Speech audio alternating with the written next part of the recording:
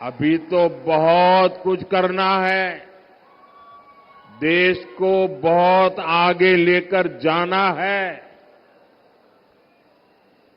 भाइयों बहनों, आप मेरी जिंदगी को जानते हैं। बहुत बारीकी से आपने मुझे बराबर देखा है, तरासा है। और आपने देखा है, मोदी मौज करने के लिए पैदा नहीं हुआ है।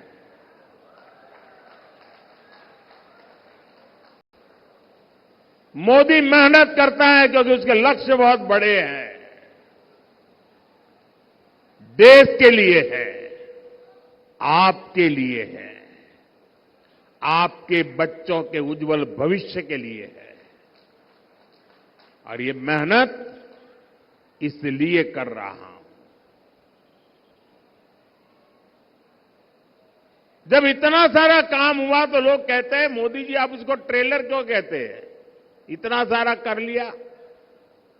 अब मैं गांव की भाषा में अगर समझाना है तो मैं यही कहता हूं कि आपने देखा होगा गांव में दिवाली के दिनों में बड़ा रॉकेट छोड़ना है, बहुत ऊंचे जाने वाला रॉकेट छोड़ना है, तो बच्चे क्या करते हैं? पहले वो फुलझड़ी होती है ना, उसको जलाते हैं। फिर दूर से फुलझड़ी से उस रॉकेट को अग्नि देते हैं और फिर रॉकेट उड़ता है। होता है ना ऐसा? ऐसा होता है ना? अब फुलझड़ी देख करके भी लगता तो है वाह वाह बहुत बढ़िया पटाखे फूट रहे हैं, लेकिन उसका लक्ष्य तो उस रॉकेट को ऊपर ले जाना होता है। वैसे ही मोदी ने अब तक जो काम किया है ना, वो तो फुलझड़ी है, फुलझड़ी। अभी तो विकास का रॉकेट और ऊंचे ले जाना है। भारत के पूरे सामर्थ्य से असली दिवाली मननी, ये तो अभी बाकी है। और इसके लिए ही मैं आपसे आशीर्वाद मांगने आया हूं। साथियों, आज भाजपा सरकार वंचितों को वरीयता देते हुए काम कर रही है। भाजपा ने समाज के उस दलित, पिछड़ा, आदिवासी वर्ग को सम्मान दिया है जिसे पिछली सरकारों ने पहचान से भी वंचित रखा था। आज बीजेपी सरकार एमपी में 5.5 करोड़ जरूरतमंदों को मुफ्त राशन दे रहा है। ये राशन पाने वाले बहुत बड़ी संख्या में इसी वंचित समाज से आते हैं। एमपी के 44 लाख गरीब और वंचित लोगों को तब तक पक्का घर नहीं मिला जब तक मोदी ने संकल्प नहीं लिया। एक समय था जब मध्य प्रदेश में केवल 10% घरों में पाइप से पानी पहुंचता था। अधिकांश आदिवासी इलाकों में पानी की सप्लाई की सुविधा दूसरे से झगड़ते हैं, लेकिन कहते हैं कि मोदी को रोकने के लिए साथ आए हैं, लेकिन असल में उन्हें मोदी को नहीं रखना है।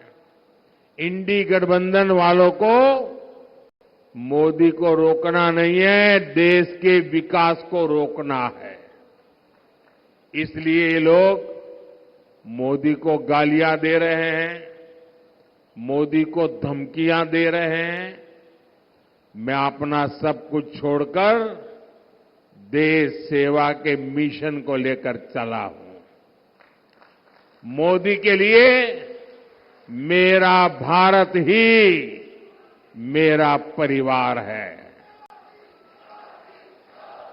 जो लोग अपनी तिजोरियां भरने राजनीति में आए हैं, वो मोदी को धमकी न दें।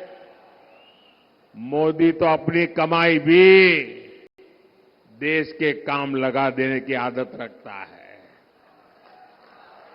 मैं एमपी की धरती से बताना चाहता हूं, मोदी भक्त है महाकाल का। मोदी झुकता है तो या तो जनता जनार्दन के सामने या महाकाल के सामने। मैंने महाकाल से देश सेवा के लिए गालियां और अपमान को बर्दाश्त करना सीखा है, और मैंने देश विरोधी ताकतों को अंजाम तक पहुंचाना भी सीखा है।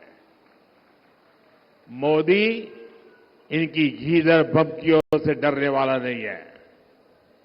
साथियों, ये इंडी गठबंधन मुझसे कितना चिढ़े हुए हैं, ये पूरा देश देख रहा है। मोदी देश की सुरक्षा की गारंटी देता है तो ये लोग मोदी को गाली देते हैं। मोदी कश्मीर से 370 को हटाने की गारंटी पूरी करता है तो ये लोग पाकिस्तानी की भाषा बोलने लग जाते हैं।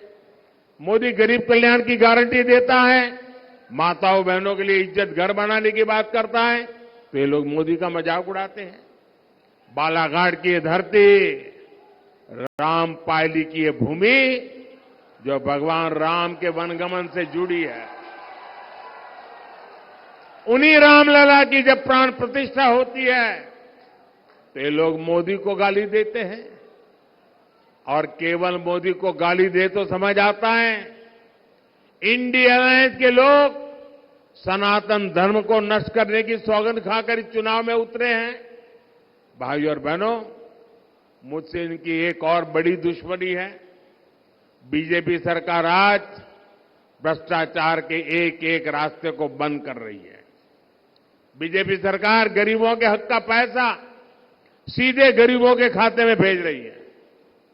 जिन्होंने देश का पैसा लूटा है, अब उनके ऊपर कानून का शिकंजा भी कसा जा रहा है।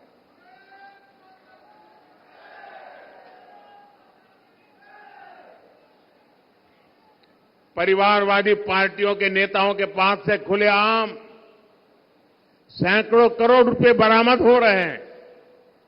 नोट गिनने वाली मशीनें थक जाती है, बिगड़ जाती है, खराब हो जाती है, लेकिन कांग्रेस पार्टी और इंडी गठबंधन के लोग बिना किसी शर्म के खुलेआम भ्रष्टाचारियों पर कार्रवाई रोकने के लिए रैलियां कर रहे हैं। मैं कहता हूं, भ्रष्टाचार हटाओ। वो कहते हैं भ्रष्टाचारी बचाओ। इंडिया अलायंस में इकट्ठा हुए इन लोगों की मुझसे यही दुश्मनी है। लेकिन मैं आपको गारंटी देता हूं, भ्रष्टाचार का पैसा जिस जिस तिजोरी में गया है उसे मैं बाहर निकाल के रहूंगा।